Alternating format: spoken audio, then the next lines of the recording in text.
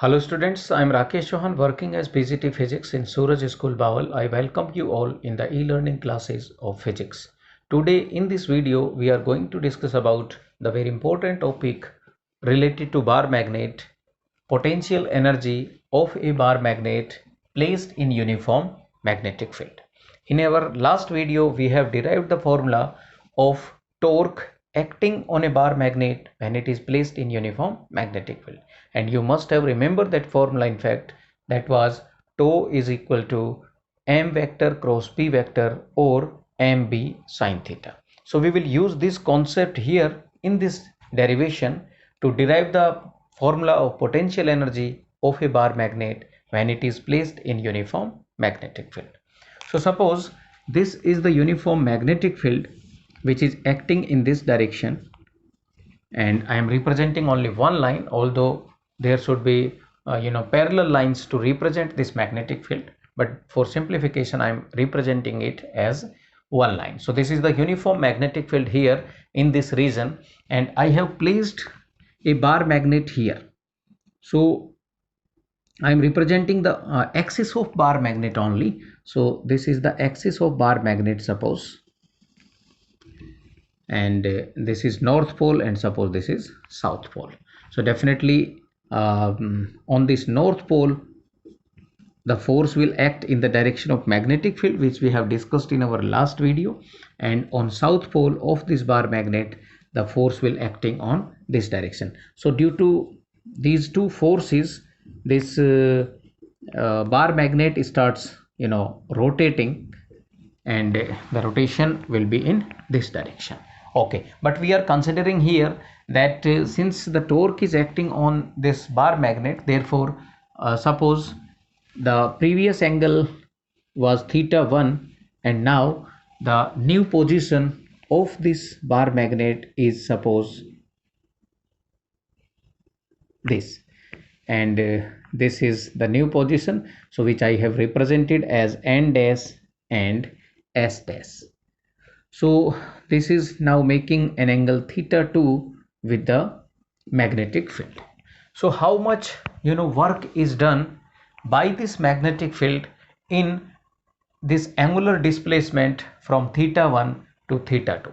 This work is actually we can say is stored in the form of potential energy. So if somehow we are able to find out that work done by this magnetic field in rotating this bar magnet from angle theta 1 to theta 2, then this work will be potential, or will be equal to the potential energy of the bar magnet. So I think now you have got an idea that what we are going to do. We will derive, or we will calculate the work done by the magnetic field in this angular displacement, and we will put this work done equal to the potential energy of the bar magnet, which we have also practiced, or we can say discussed during the course of electrostatics as well. In electrostatic we have considered here electric field, uniform electric field, and in place of bar magnet we have put the electric dipole plus q and minus q. So the derivation is quite similar to that we have studied in electrostatics. So let us start the derivation. So suppose this was the initial position of the bar magnet, and this is the final position of the bar magnet, which is represented by n dash s dash. Now work done by the magnetic field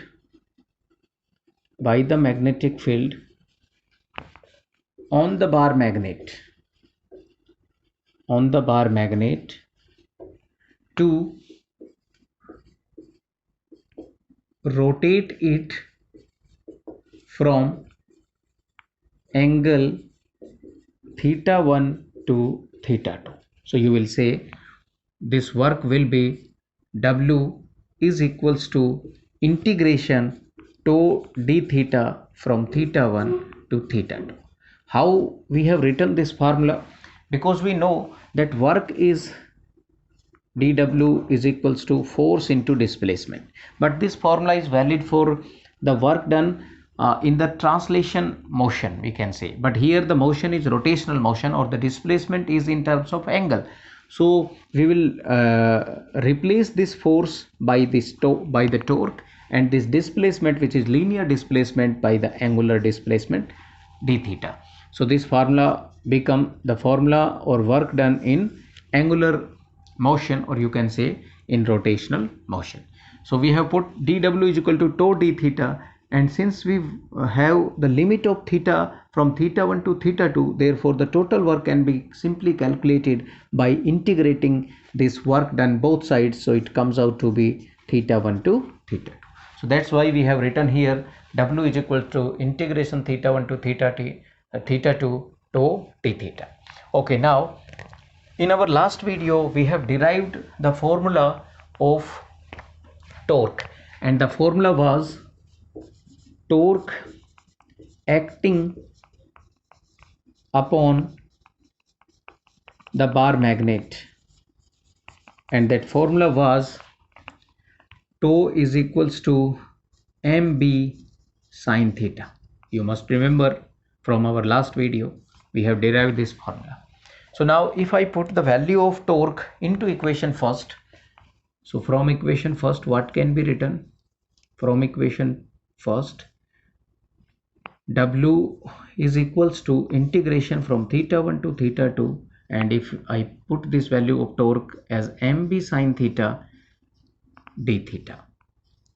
Okay, now since m and b are constant, because theta is the variable, so we can put out of this integration. So w is equals to mb integration sine theta d theta, from theta 1 to theta 2 are the limit of this variable. Okay, now you must know that the integration of sine theta is minus cos theta, so it is mb minus cos theta, and the limit are from theta 1 to theta 2. Okay, so it can be written as minus mb, and if I put upper limit it will become cos theta 2, and if I put lower limit it will become cos theta 1. Now this can be written as mb cos theta 2 minus cos theta 1.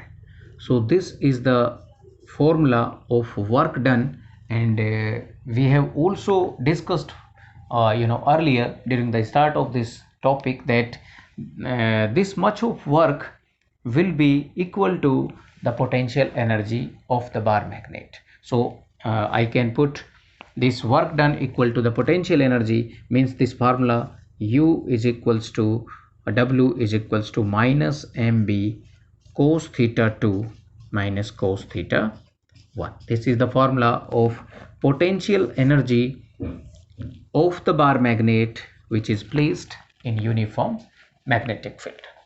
So you can remember, or you must remember this formula, in fact, for the numerical point of view. Now we are going to have some special cases on this formula or on this topic, but till then you can note this formula or note down this derivation. Okay, so we are coming on to the special cases of the topic potential energy of a bar magnet, in which we are going to discuss about the stable equilibrium and unstable equilibrium, quite similar to that we have studied in the electrostatic, in which we have studied about stable equilibrium of electric dipole and unstable equilibrium of the electric dipole. So I am taking here some special cases. If I put theta 1 is equals to 90 degree and theta 2 is equals to theta.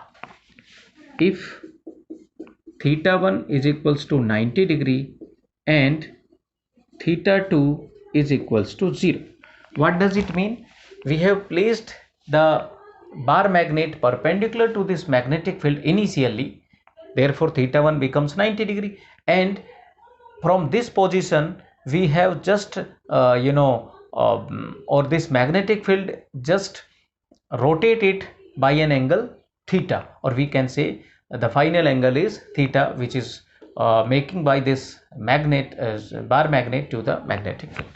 Okay, so this is the case when we are taking theta 1 is equal to 90 degree and theta 2 is equal to 0. So if I put these values in this equation, so cos theta 1, that is cos 90, will become 0, and this cos theta 2 will become you can say cos theta. So u can be written as u is equal to minus mb cos theta, and this can be written as m vector dot product with b vector. What does this signify? We can say the potential energy of the bar magnet placed in uniform magnetic field is the negative of the scalar product or dot product of magnetic dipole moment of the bar magnet and magnetic field vector.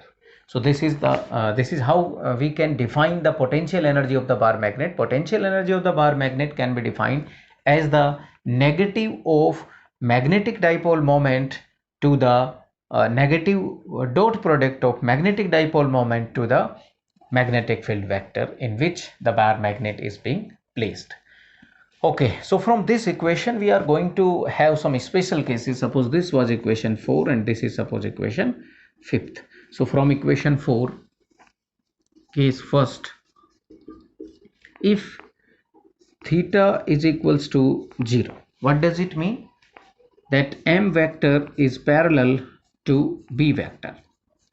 So if we have this bar magnet placed parallel to the magnetic field, then what is going to be happen, or from this equation this potential energy will become u is equal to minus mb cos 0, and cos 0 is maximum, that is 1, so it is u is equals to minus mb, and due to this negative sign this value of potential energy is actually minimum value, we can say, because here it is the minus sign.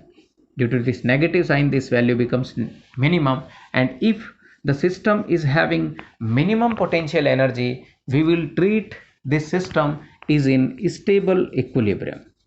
Stable equilibrium means the bar magnet, or the condition, what is the condition for bar magnet to be in stable equilibrium in magnetic field? So you will say when it has minimum energy, that is minus m into b, or when it is placed in the direction or parallel to the magnetic field, then it is said to be in stable equilibrium.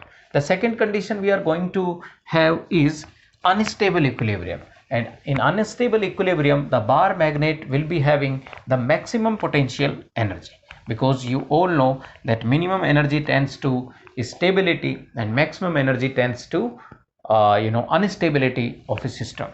So if I consider case second, that if theta is equals to 180 degree, means the bar magnet is placed anti-parallel to the magnetic field, then from this equation, or we can say from equation 4, what can be written from equation 4?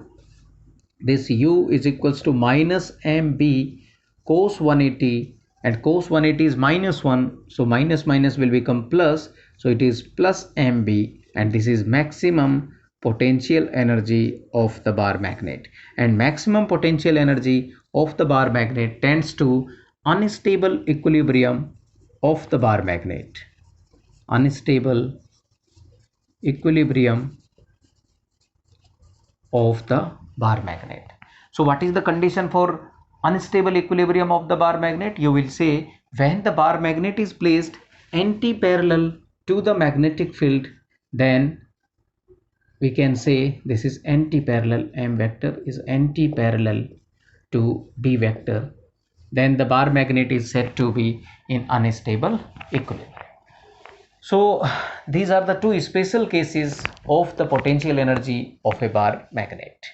So you can practice some numerical problems also on these topics. So you must remember the very first case, that is w is equals to u is equals to minus mb cos theta 1 minus cos theta 2. That was the general case, and the special case we have taken as u is equals to minus mb cos theta, and there are two cases related to this special case.